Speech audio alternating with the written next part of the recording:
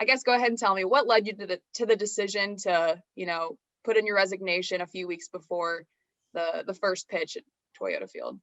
Yeah, I started thinking over I had made this decision a while back, and I started thinking about the ramifications of making the announcement. And my original plan was to do it the day after opening day, which would have let all the I guess all the focus be on the team, and then me do this.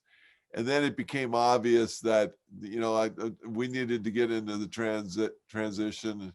People were not going to understand what was going on, so we decided to announce it yesterday, just simply because the story can be told, and then it fades away, and the focus really needs to be on the Trash Pandas on opening day. For sure. Well, so your next venture, you say you want to do something similar to what you did with the Trash Pandas. So have you had your sights set on anything yet? Yeah, I mean, I just can't identify it. I've signed a letter which, prohibits me from It's just like we went through with the Bay Bears and of course that became the Trash Pandas. There was a lot of secretism, if that's a word, that we had to. I mean, I probably worked over a year and a half, and nobody knew what was going on. That's just how these transactions go. So yeah, we've identified a team. We've come to an agreement in principle on purchasing the team. We've identified the city we want to move to, and we have a pretty good idea that that city wants to build a stadium, and also that we've got a developer involved, and so there's a lot of neat things that are going on that side. And there was just no way that the partners there were going to allow me to do both.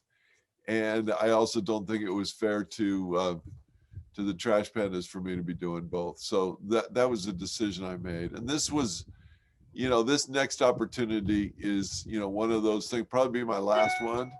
And it is a real good opportunity for me from a financial standpoint. And just there were a lot of factors that went into the decision. I gotcha. So I guess I saw that Garrett and Lindsay are going to be kind of taking over. Will they be doing that permanently, or do they hire another CEO or owner or somebody to run the team? Kayla, I don't know. And the reason I say that is because I'm a big believer that when you leave something behind, and I'm so proud of what we built. I'm just so unbelievably proud. The brand, the merchandise sales, the season ticket base, the advertising base. But I'm a big believer that, nobody can do a really good job if their predecessors kind of lurking around. And so the organization, the ownership group that are going to make those kinds of decisions, and I think they should. It's I've certainly let them know what I think about certain things, and they can either listen on my advice or not.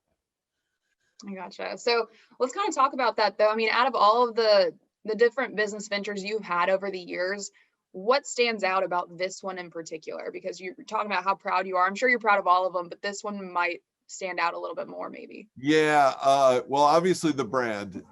I've never considered myself a marketing guy, although all the marketing people tell me I am. I was always a player guy. But the brand is number one. That brand is international and internationally known. And minor league teams don't just don't have people talking about them on late night television network TV shows. The last year we were over 80% of our online orders were from outside Alabama. So we built a brand that is literally recognized everywhere. So that's my number one thing. Obviously the stadiums are interesting because the newest stadium is always the best, and then somebody builds another one, and so I know I'll do some things differently on the next stadium. Uh, but more than anything, it was the decision to move it to North Alabama. There were a lot of skeptics when I made that decision.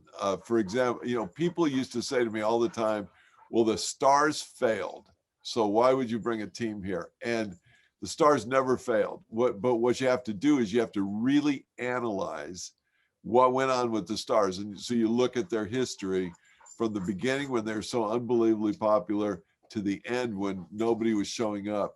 And I learned some things. And for example, involvement in the community. Um, and so we set out from day one to get involved in the community. We invited the community to all of our things, from the naming to the logo reveal to the groundbreaking. And it just became very, very obvious that this community was going to support a team. And I considered really 5 cities before deciding on where to place that stadium. And I think that was probably my most brilliant decision. My 2 most brilliant decisions were, number one, to where we put the team in Madison, and then number 2 was to not let my own personal feelings get in the way when we were picking the name, because I didn't like the name and I thought it was really going to hurt us. I just hated the word trash. And it turns out trash is one of the most popular names around these days with young folks. And so it all worked out really, really well. And I was kind of an old fogey at that table when they started talking about trash pandas. And thankfully I decided I would get out of the way and let the people that knew what they were doing do it. And then of course the vote was so overwhelming, so I knew we were onto something. I was going to say that the whole naming process was the most interesting thing I think I've seen, probably will ever see, because like you said, when you guys came out and said Trash Pandas was the chosen one, I think a lot of people were like kind of shocked, but then also like with it. So that was definitely a really interesting decision for me too. But also you mentioned that you kind of already had this planned, that you're gonna resign before the season. How long have you had that planned out? Is that something that you planned a long time ago, or is that something that's kind of recent? I knew pretty early in this process that we had done something very special here. And so I knew that there were going to be more opportunities. And I have a group of partners that were so convinced that we could do it again. And so for me to say that I had it, I mean, it kind of developed over time, but I've known for, my original plan was to get through 2020 and then hand it over at the end of the first season. That was my original plan. The pandemic really changed that. And so it became this micromanaging, cash flow, managing, everyday decision-making during the pandemic, which was very intense. And so once we got through that, then there's a window of opportunity for this this second team. It's hard to explain, but there's this whole timeline. There's state money involved, there's local money involved, and there's a diligence process that leads to the state money and the legislative process. And so, one of the things that really disappointed me about the deal in Madison was we were told that we could count on playing in 2019. And so the way the company was set up and capitalized, and the timeline and the way the purchase was made, that all was to get to 2019. And then we realized that the city of Madison wasn't going to be able to move fast enough to get it done for 19. And so we had to basically redo our business plan. Now, what do we do to get us to 2020? And thankfully, the merchandise sales kind of sustained us through that.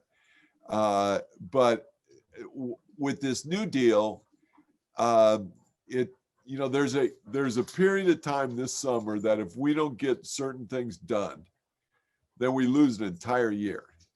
And I'm not getting any younger. And so the timing was just, timing is what it is. Yeah.